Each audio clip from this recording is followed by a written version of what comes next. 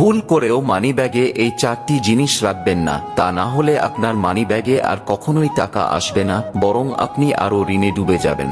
কি সেই জিনিস, সেটা জানার আগে যারা মন থেকে বিশ্বাস করেন বিপদে পড়লে রক্ষা করবেন প্রভু শ্রীরাম, তারা লাইক করে কমেন্টে জয় শ্রীরাম লিখে দিন।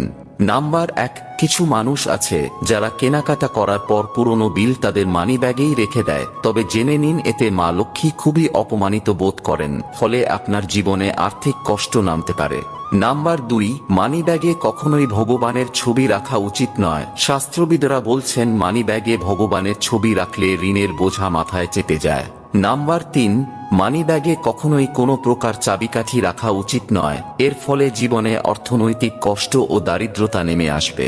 এবং নাম্বার 4, মানিব্যাগে ভুলেও কখনো আপনার স্বর্গীয় আত্মীয় স্বজনদের ছবি রাখবেন না, কারণ বাস্তুশাস্ত্র মতে এই কাজ খুবই অশুভ বলে মনে করা হয়।